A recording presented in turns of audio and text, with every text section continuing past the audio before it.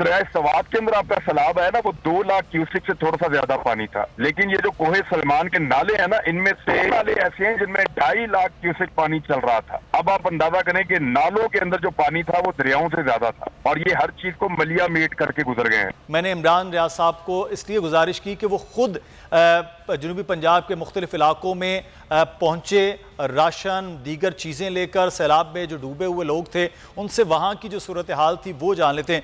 इमरान साहब बहुत शुक्रिया। एक तो ये बताइएगा, जब आप पहुँचे हैं जनूबी पंजाब के मुख्तलिफ अजला में, मुख्तलिफ इलाकों में, आपका तो अभी ऑपरेशन भी चल रहा है, वहाँ हम देख भी रहे हैं जो आपके दीगर टीम है वो कर रही है, कैसी सिचुएशन थी और क्या उस वक्त सूरत हाल से निमटने के लिए कुछ इंतजामात और चीज़ें हो रही थी, और अब किन चीज़ों की ज़रूरत है उस वक्त? देखिए, जब हम लोग यहाँ से गए थे ना चीजें देखने के लिए, 3 सूबों में मैं गया हूँ और मैंने मुख्तलिफ चीजें देखी। अभी हम बलूचिस्तान भी जाएंगे जी। तो जितना बड़ा आप सोच कर जाते हैं ये उससे बड़ा डिजास्टर है और बहुत बड़ी तबाही है। जो लोग वहाँ काम कर रहे हैं उनको आइडिया है, और जो लोग कई महीने से, मतलब 1.5 महीने से वहाँ पे है, कई हफ्तों से लोग 2-2, 3-3 हफ्ते से वहाँ पे लोग मौजूद हैं, उनको वहाँ पे मौजूद हैं, उनको हाल की जो खराबी है वो उसका तस्करा करते हैं और हर चीज वो बताते हैं। हम लोग 3-3 दिन के लिए 3 सूबों में गए, सारी सिचुएशन का हमने जायजा लिया, और इसको टेक्निकली अगर आप देखें ना कि ये डिजास्टर इतना बड़ा है क्यों, पहले इसको अगर आप समझें कि हमारे साथ ये हुआ क्यों। इस दफा पाकिस्तान में नॉर्मली ये होता है कि आपका दरिया सिंध में सैलाब आ जाता है और वो सैलाब उतर जाता है थोड़े दिनों में, और बाद औक़ात ये होता है कि पाकिस्तान में बारिशें ज्यादा हो जाती हैं और बारिशों की वजह से सैलाब आ जाता है और वो पानी भी जमीन के अंदर उतर जाता है कुछ दिनों में। और बहुत कम ऐसा होता है कि कोहे सलमान के जो सिलसिला है वहां पे कैचमेंट एरिया बन जाए और वहां से सैलाबी पानी आए और लोगों के अंदर पानी भर जाए और उसकी वजह से एक सैलाब आ जाता है। ये 3 वजूहात होती हैं हमारे यहाँ पे सैलाब आने की। इस दफा बदकिस्मती से ये हुआ कि ये तीनों चीजें एक साथ हुई हैं। बिल्कुल, दरिया काबुल और दरिया सिंध से, क्योंकि अफगानिस्तान में सैलाब आया, दरिया काबुल और दरिया सिंध से बड़ा तरफ नीचे लगभग वो 7 फीट तक वो पहुंच रहा था। वो दरिया सिंध को उसने बहुत तेजी से वो बिखर गया, हर तरफ पानी फैलना शुरू हो गया। दूसरा, सेम टाइम में आपके कोहे सलमान के ऊपर जो कैचमेंट एरिया बना वहां से पानी नीचे आया, और मैं आपको एक हैरत अंगेज चीज आपको बताने वाला हूँ। डाटा किया इसका बना हुआ है 1920 से इसके डाटा के ऊपर काम हो रहा है जी, अंग्रेज दौर से। तो दरिया सवात के अंदर आपका सैलाब है ना, वो 2 लाख क्यूसेक से थोड़ा सा ज्यादा पानी था। लेकिन ये जो कोहे सलमान के नाले हैं ना, इनमें से नाले ऐसे हैं जिनमें 2.5 लाख क्यूसेक पानी चल रहा था। अब आप अंदाजा करें कि नालों के अंदर जो पानी था वो दरियाओं से ज्यादा था, और ये हर चीज को मलिया मेट करके गुजर गए हैं। जहां से कोहे सलमान का पानी गुजरा है वहां कुछ बचा ही नहीं है। अच्छा, कई इलाकों में सैलाब को, जैसे बलूचिस्तान है वहां पे सैलाब ने 2 मरतबा हिट किया है। जैसे डेरा इस्माइल खान के इलाकों में सैलाब ने कई देहात को 3 मरतबा हिट किया है। तो ये सारी सिचुएशन जब मिलकर आई है तो हालात ज्यादा खतरनाक और खौफनाक हुए हैं। लोगों के पास बेशतर इलाकों में खाने के लिए कुछ नहीं है, बेशतर इलाकों में लोगों के पास अद्वियात नहीं है, उनके पास खेमे नहीं है, सर छुपाने की जगह नहीं है।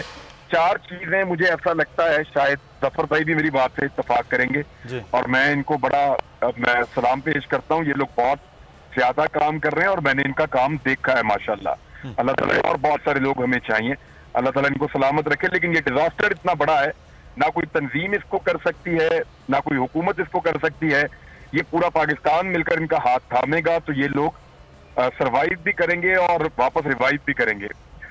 इसमें जो 4 चीजें हैं जो मैंने शॉर्ट लिस्ट की हैं अपनी दानिश में और अपनी समझ के मुताबिक, वैसे तो उनका सब कुछ खत्म हो गया, उनको सब कुछ ही चाहिए। उसमें पहली चीज तो ये है कि उनको साहिबान उनको मिलना चाहिए, उनके ऊपर कोई खेमा मौजूद हो, कोई उनको मौसम से बचाने के लिए कुछ चीज होनी चाहिए। दूसरा, उनके पास मच्छरदानी होनी चाहिए, क्योंकि शाम के बाद वहां ऐसे हालात होते हैं जो तबाही फेर देते हैं और सारी रात वो तंग करते हैं, सोने नहीं देते, बीमारियां भी उनसे फैल रही हैं। तीसरा, उनको खुराक चाहिए साथ साथ, ये इक्वली इंपॉर्टेंट है। और चौथा, उनको अद्वियात भी चाहिए ताकि डॉक्टर जाएं। डॉक्टर्स की टीमें बहुत कोऑपरेट कर रही हैं अल्हम्दुलिल्लाह, और जितना डॉक्टर मेहनत से काम कर रहे हैं, अपने आप को वॉलंटियर कर रहे हैं। हमारे पास लगभग यहाँ पे अभी भी दर्जनों डॉक्टर्स के नाम लिखे हुए हैं जो अपनी टीमें बनाकर जाकर काम करना चाहते हैं उन इलाकों में। तो पाकिस्तानियों में बहुत जज्बा है, वो अपने पाकिस्तानियों का ख्याल रखना चाहते हैं और वो इसके लिए काम अल्हम्दुलिल्लाह कर भी रहे हैं। सही। अच्छा इमरान साहब, एक चीज़ मैं यहाँ पर ये जानना चाहूँगा, बहुत बड़ा डिज़ास्टर आप खुद देखें, हम भी पिछले महीने बलूचिस्तान में जब इब्तदाई तौर पर आया, मैं खुद गया, वहाँ देखा जो सूरत हाल थी। ज़फ़र अब्बास जा रहे हैं, देख रहे हैं, ये बहुत बड़ा मैकेनिज़्म है, लेकिन इन सारी हुकूमतों को, इदारों को, फिर NGOs को इकट्ठे होकर चलने का, लेकिन उस चीज़ की बड़ी हम जो फुकदान देख रहे थे। पहले चलें फौरी तौर पर ऑपरेशन है रिलीफ का, उसको करना था, रेस्क्यू का करना था, और उसके बाद रिलीफ है। रिहेबिलिटेशन तो बहुत बाद की बात है, हम रिलीफ पर भी उस तरह से मैकेनिज्म नहीं देख पा रहे हैं, इसकी क्या वजूहत लगती हैं?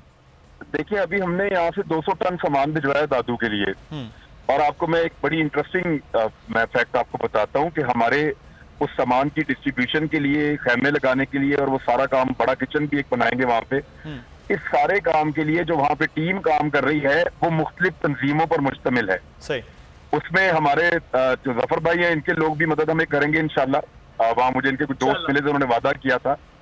इसके अलावा हमें वहाँ पे फिक्सेड कराची की एक तंजीम है, वो मदद कर रहे हैं। हमें अलखिदमत वाले मदद कर रहे हैं। हमें 2 और वॉलंटियर्स हमें मैसर हैं।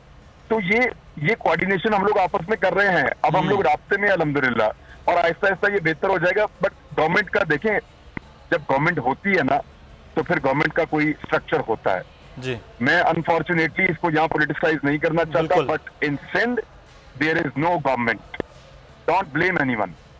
मैं हूँ इमरान रियाज खान, अब आप मुझे देख पाएंगे सिर्फ बोल न्यूज़। इमरान रियाज खान साहब जो हैं वो बोल फैमिली का हिस्सा बन गए हैं। बड़े अरसे बाद किसी चैनल ने हौसला किया है, तो मुझे ऐसा लगता था कि हमें बोलने की इजाजत नहीं मिलेगी, लेकिन बोल ने डिसाइड किया कि बोलने की इजाजत वो लेकर देंगे। मुझे बोल की एक चीज बहुत अच्छी लगी कि बोल ने कैटेगोरिकली कहा कि जो करना है करो, हमने अपना कोई बंदा नहीं निकालना।